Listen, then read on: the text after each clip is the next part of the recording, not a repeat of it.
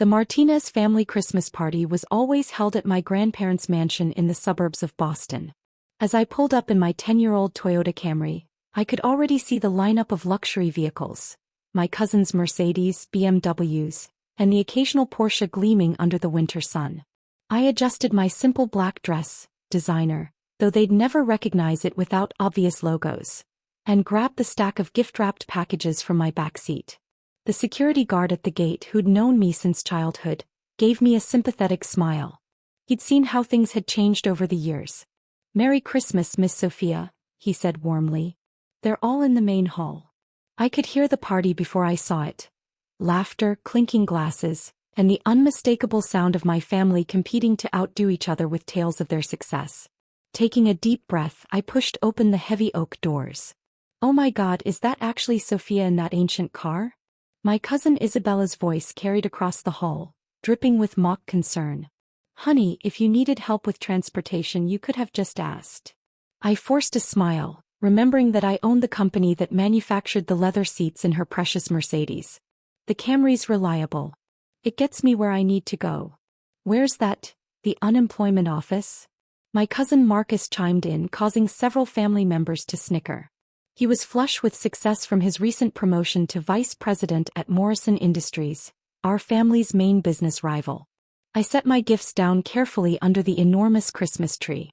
The packages were wrapped in simple paper, nothing like the elaborate golden wrapping my cousins favored.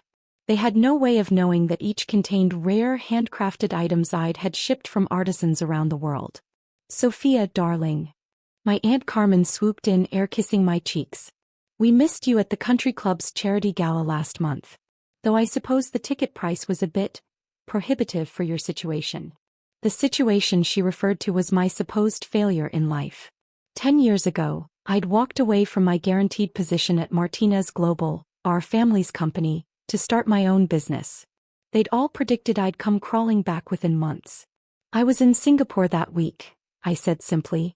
What I didn't mention was that I'd been there closing a deal that made my company the majority shareholder in Asia's largest tech manufacturing consortium. Singapore. Isabella's perfectly plucked eyebrows rose. "What could you possibly be doing in Singapore?" "Probably teaching English or something equally humiliating," Marcus Stage whispered to his wife, who giggled behind her champagne glass. I accepted a glass of wine from a passing server, hiding my smile. The server worked for my catering company, one of the many businesses I'd quietly acquired over the years. In fact, this entire party was being catered by my staff, though my family had no idea they were essentially paying me to feed them. "Actually, I was meeting with some investors," I said mildly. "Investors?" Marcus scoffed. "In what? Your little consulting business? Please, Sofia. We all know you're barely keeping afloat. It's actually admirable how you refuse to admit failure. If only they knew that my little consulting business was actually Phoenix Global Partners, one of the most powerful investment firms in Asia. The company that was, at this very moment, orchestrating a complicated takeover of Morrison Industries. The very company Marcus was so proud of working for."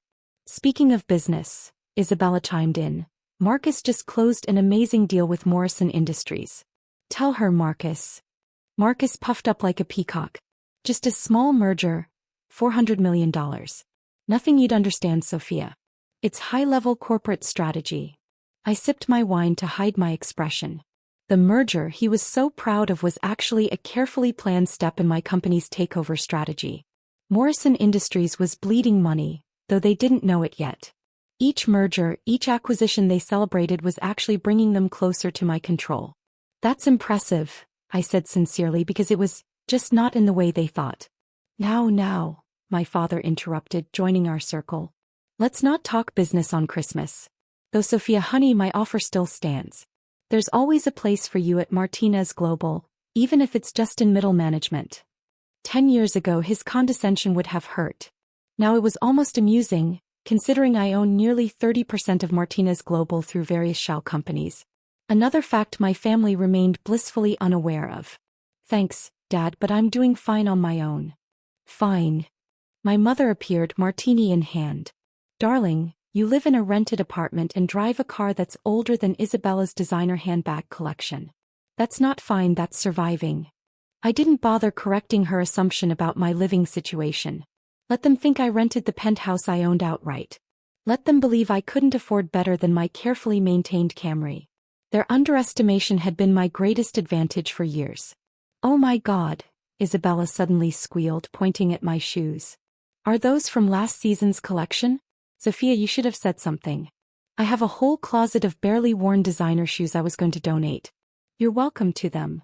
The shoes in question were actually custom-made by an Italian craftsman who only produced 12 pairs per year. The waiting list was 3 years long, but being his company's majority investor had its perks. "That's very generous," I said, wondering what Isabella would think if she knew I owned controlling shares in her favorite designer brands. "We just want to help," my mother sighed dramatically.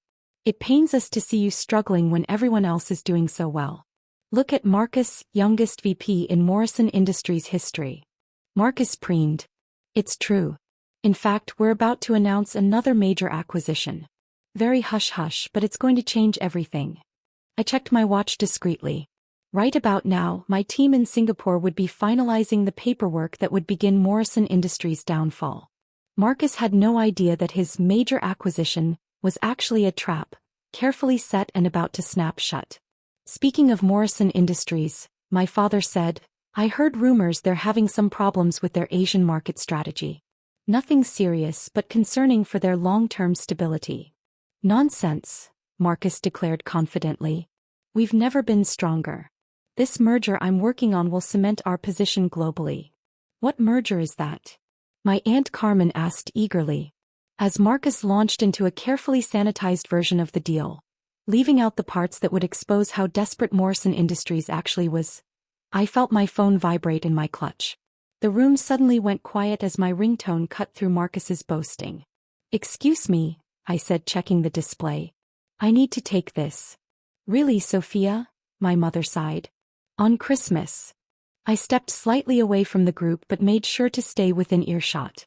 "This is Sofia Martinez," I answered, my voice carrying in the sudden silence.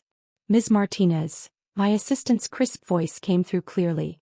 "The Singapore team has confirmed all positions. Should we proceed with the Morrison acquisition as planned?"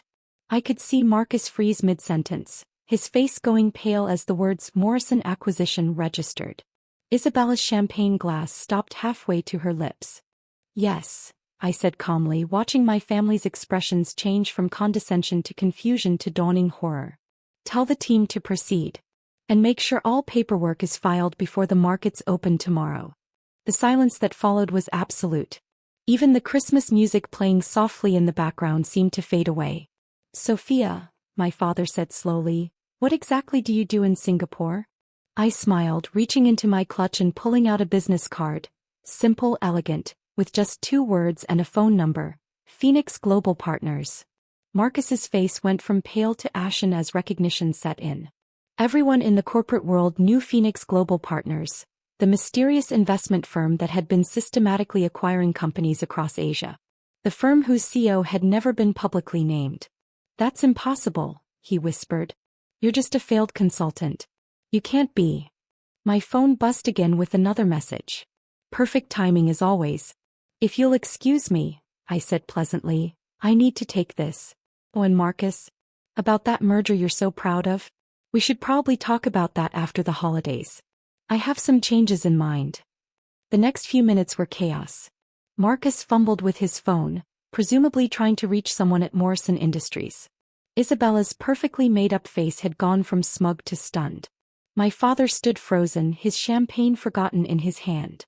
"Phoenix Global Partners," he whispered, recognition dawning in his eyes. "The company that's been buying up tech manufacturers across Asia. The one that just acquired the Singapore Digital Hub." "The same," I confirmed, slipping my phone back into my clutch. "Though we do more than just tech acquisitions. For instance, we own several luxury automotive component manufacturers. The leather in Isabella's Mercedes? That's one of our subsidiaries." Isabella nearly dropped her champagne glass. But that's a multi-billion-dollar company," my mother stammered. "The financial papers call it one of the most influential investment firms in Asia." "They do," I agreed. "Though they've never quite figured out who runs it. Prestigious business magazines keep publishing theories about some mysterious old Asian tycoon. I smiled. Never suspected it might be your struggling daughter, did they? Marcus had gone from pale to slightly green. The Morrison merger. You can't. Can't what, Marcus? Can't stop it? Can't take control of the company you've spent years bragging about. I pulled out a slim folder from my clutch. Maybe we should discuss how Morrison Industries has been hiding its debt through creative accounting. Section 3 of this report is particularly interesting. He slumped into the nearest chair looking like he might be sick. Sofia, my father stepped forward, his business instincts taking over. Perhaps we should discuss this privately. Family shouldn't negotiate through intermediaries. Family. I raised an eyebrow. Funny how I'm suddenly family now. 10 minutes ago I was just your embarrassing daughter who needed charity shoes. Isabella flinched at the reminder of her condescending offer. Ms. Martinez? A new voice interrupted. James, my head of operations, had appeared at my elbow. Singapore is asking for final confirmation on the Morrison acquisition timeline. Tell them to proceed as planned, I said, watching Marcus's face crumple. But hold off on the press release until tomorrow. It's Christmas after all. My mother finally found her voice. All these years, you let us think. I let you think exactly what you wanted to think, I finished for her. That was a failure. That walking away from Martinez Global was the biggest mistake of my life. That I couldn't succeed without family connections. But why? Isabella asked, genuine confusion in her voice. Why pretend to be poor? I laughed softly. I wasn't pretending to be poor, Isabella. I was living within reasonable means while building something of my own. Not everything has to be about showing off wealth. The Camry, my father started, is a reliable car that gets excellent gas mileage, I cut in. Though I do also own several other vehicles, including, ironically, the company that manufactures custom parts for that Porsche you're so proud of.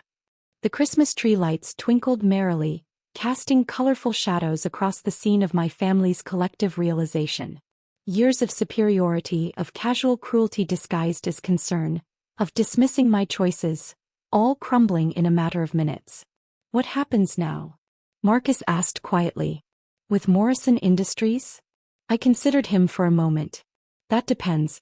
The company has potential, but its current leadership is more concerned with appearances than actual business strategy. Sound familiar? He had the grace to look ashamed. I'm willing to maintain current employment levels through the transition, I continued. Though there will be some changes in upper management. Starting with a full audit of all executive decisions made in the last 5 years. Marcus went even paler if that was possible. Sofia, my father tried again, his voice taking on the persuasive tone he used for business negotiations. Surely we can come to some family arrangement. Your expertise combined with Martinez Global's resources. Dad, I interrupted gently. Phoenix Global Partners already owns 28% of Martinez Global. The silence that followed was deafening. How? He whispered. Shell companies, careful investments, strategic planning. Everything you taught me, actually. I just applied it differently. My mother sank into a chair, her martini trembling in her hand. All this time I was building something real, I said. Not just acquiring things to show off, not just chasing status symbols, but creating actual value. While you were all bragging about charity galas and country club memberships, I was working with innovative companies, funding educational initiatives, developing sustainable business practices. The Singapore Digital Hub, my father said slowly. That wasn't just an acquisition, was it? The new technical training programs, the community development projects. I nodded. Business isn't just about profit margins, Dad. Sometimes it's about making things better, not just bigger. James appeared again. Ms. Martinez?